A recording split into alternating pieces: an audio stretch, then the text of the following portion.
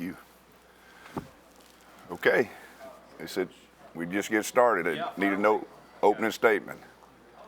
No, Coach, you don't have to do an opening statement. Yeah, I know. Yeah. Go ahead, guys. You told me. Coach, I'm waiting. Have you seen this defense evolve over the season in general, from week one to some speed bumps, but now really rolling at the right time? Well, I think what it goes back to spring practice. Obviously, we had some guys out in spring practice, key players. Fall camp also. So repetition in terms of that in the early part of the season, and just the matriculation of reps on the grass, playing together. I think the development of the front, the defensive line, through that growth process has been a huge jump. Playing really physical, really strong, good technique up front. Obviously, with Braz and Dallas on the edge, we can get pressure off the edge. I think that's the biggest thing up front. In the back end, just getting them to play together. There were a lot of moving parts, and obviously we had Caleb Downs, a freshman, come in, who is not playing like a freshman. And so that, then the other part of it was the, Deontay was the really the only linebacker with reps for us. So we had to get a lot of reps to two, Tresman Marshall and Jahad Campbell, who had not played linebacker at Alabama. And getting that in sync in actual game speed is probably where it came. Kevin, with a month or so to look at this Michigan offense, what really sticks out to you so far? Well, they're very big. They're very well coached. They play physical at the line of scrimmage with good technique, and they're very capable of running the ball. And then they have a quarterback who is obviously very talented and understands their offense and executes at a high level, game in and game out. Very consistent across the board. What would you look at Blake Corum as a running back? What stands out about him on tape? Very physical runner. He's got really good balance and body control, kind of a patient guy that has a good, one jump, skip, patience, find the hole, good vision. And then when he runs through the hole, you're not going to arm tackle him. I mean, he's a very, very strong lower body guy. So you got to wrap it up, and you got to get more hats to the ball than he can run through. Kevin, you've been with Nick at several stages of his career and time at Alabama. How have you seen him change in terms of coaching style, and have you noticed any differences this year? That's a good question. I have been with him 3 times. I've known him since 1985, so we go way back.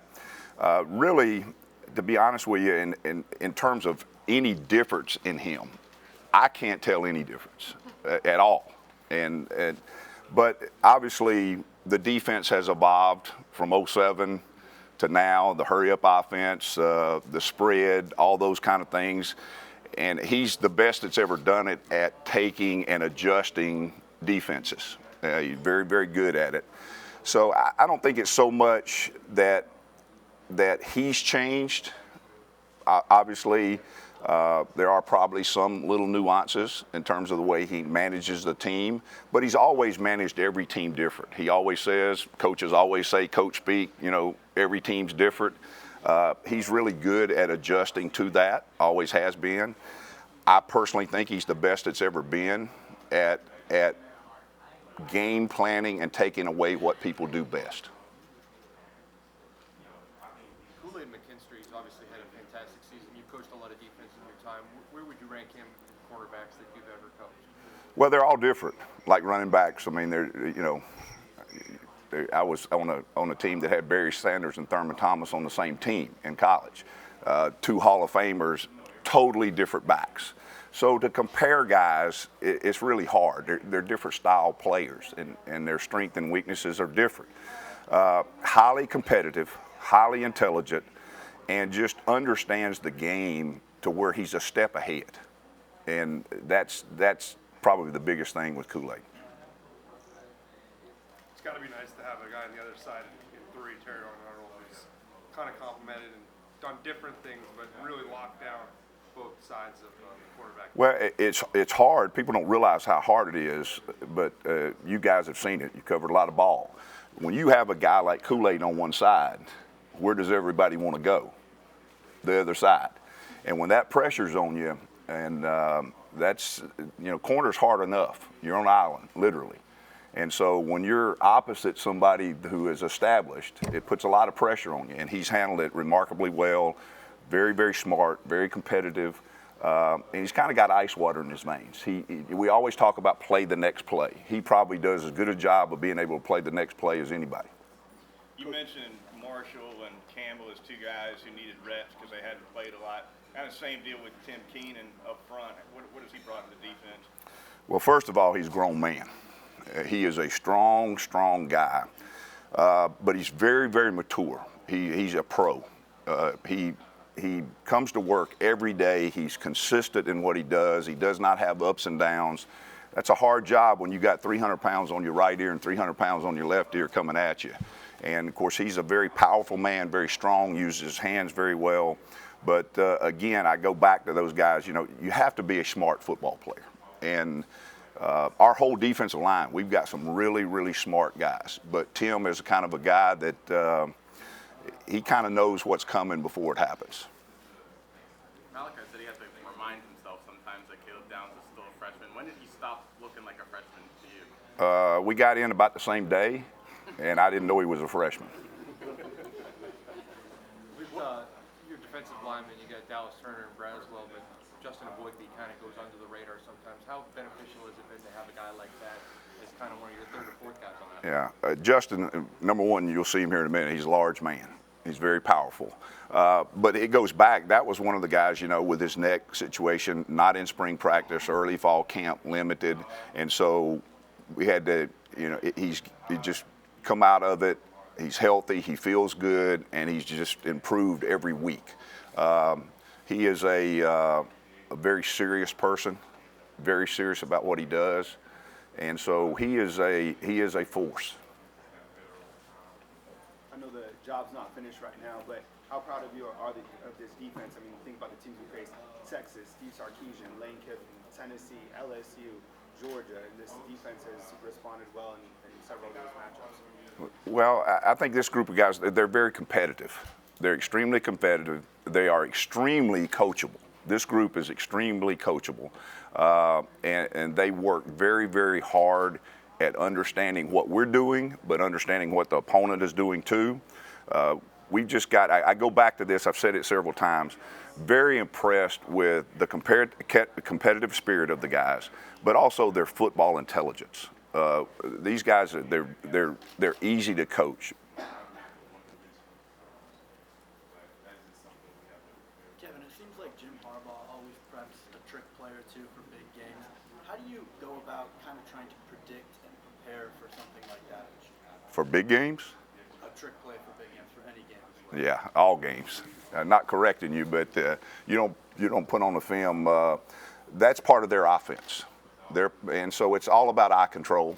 You got to know your job. You got to do your job. You got to be very, very disciplined with your eyes, because they're going to have what we tag as gimmick plays.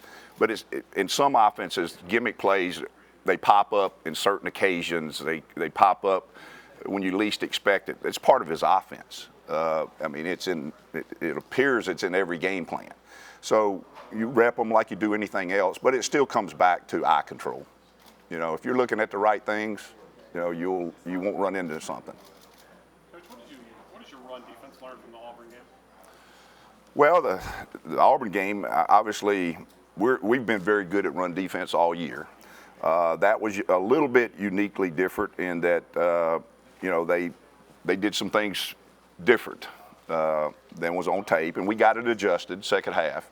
I think the biggest thing was just, again, the run fits. You got to be disciplined in it. You can be too tight, you can be too wide, and it's a difference in 3 yards and 30 yards. And so just the discipline of it. I asked Coach Saban early on in the year about your offensive side of the ball and Tommy Reese. 31 years old as an offensive coordinator in Alabama is pretty impressive.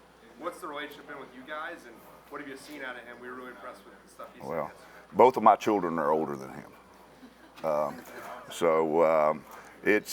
Tommy is, I've known his dad for a long time, back when he was an assistant at UCLA.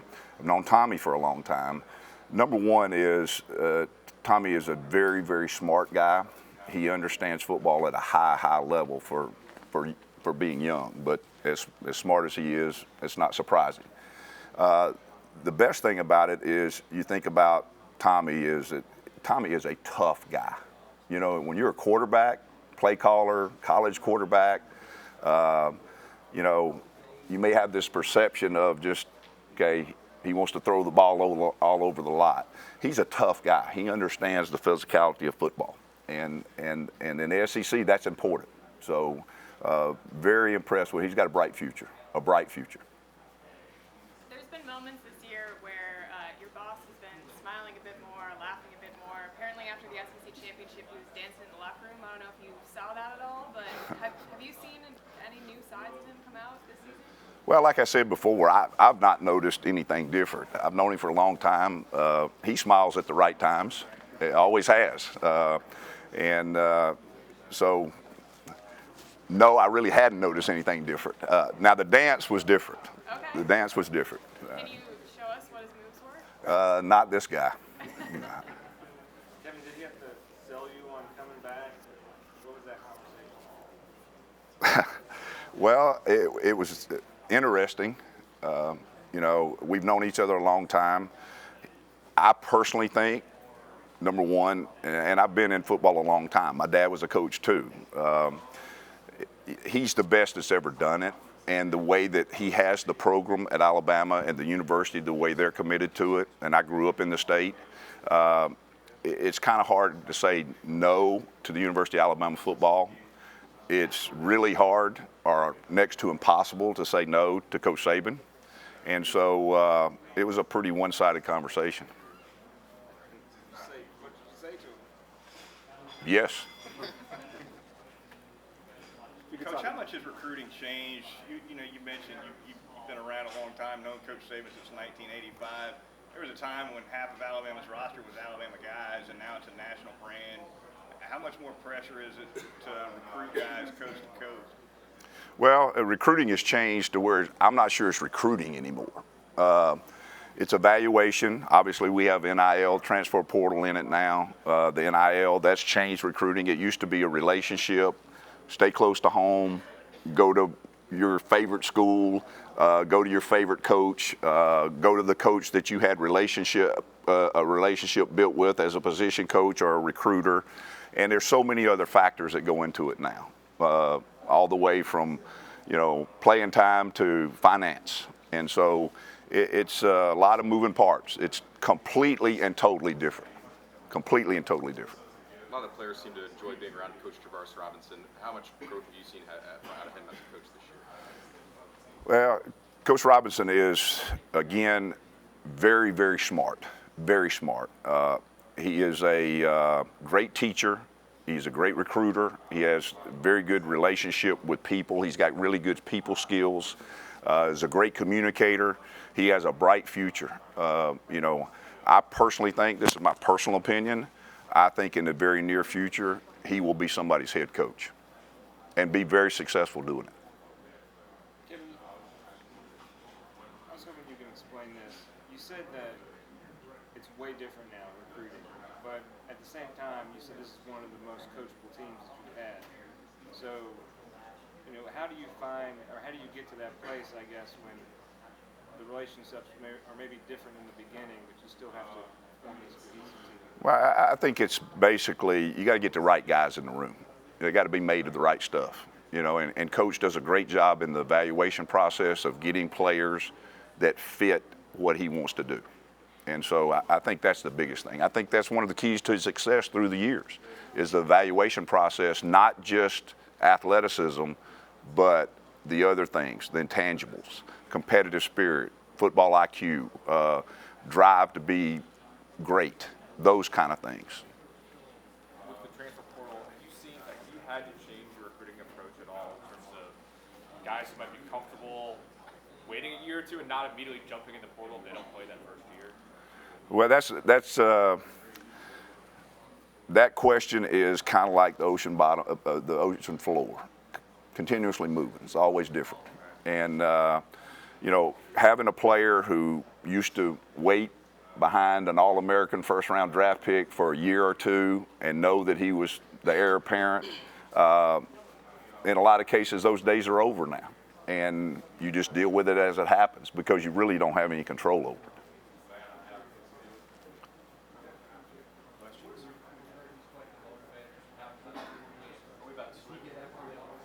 5 minutes remaining, and then we will switch the players and coaches. All right, so I gotta ask. Lane Kiffin earlier this year said he intimated that they had taken play calling away from you. What did you think of that? And Nothing. Nothing. I know Lane. Okay. Why do you think he said it? I don't know. I don't know. You'd have to ask him. Did they take the play calling away? Did that change?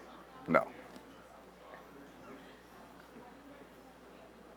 Coach, you talked just briefly about Caleb Downs earlier. You said that he got in the same day as you, but Coach Saban talks about a lot of maturity that he has as a player and the next play mentality. Can you just elaborate a little bit more about his playing style? I know he has 99 tackles coming into this game. Caleb Downs. Yeah. Caleb's just a football player. And I know that's kind of a broad statement. He's very smart, very competitive, very mature, and just has an athletic skill set that really allows him to be a great player. You know, some of it's a gift, but it's also the way he's made up. I'll help you on one of your questions, though. Who do you think the defensive coordinator at Alabama is? Who? Who? There ain't but one. And he's won 7 national championships. As long as you know that, we're good. There's nothing else, guys. We'll move Coach on into the next room. Has he evolved at all in terms of how hands-on he is with the defense? No. Still the same as when I used to go visit him at Michigan State when he was the head coach there. Brilliant defensive mind. Brilliant. One step ahead all the time.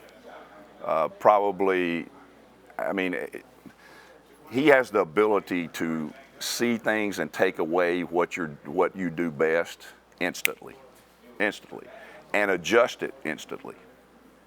Coach Deontay was saying you know how to get him going from a motivational standpoint. How do you know when to pick and choose? Who's that? Deontay Lawson was just saying you know how to motivate him. When do you know when to pick and choose when you've got to light a fire under there? Well, they're all different. They're all different. The way you communicate with them is all different. They all have different personalities. Deontay is one that you can be very direct and calm with him. You can talk to him with your eyes. You really can. And then every now and then, you might need a little stronger encouragement. And he's got the kind of personality that takes coaching very well. But this whole group does. Do you need your middle linebacker to kind of be a calming presence as the quarterback of the defense? No question. There's a lot of moving parts out there, and there's a lot of communications, a lot of checks. And you got to be able to react under fire. Kevin, have you had to evolve the way you communicate with players over the years, or are there still guys out there who can take the kind of coaching that people did in the 80s and 90s? Well, I don't think you could coach like you did in the 80s and 90s. If you did like you did in the early 80s, they'd arrest us. So, yeah, we've had to evolve.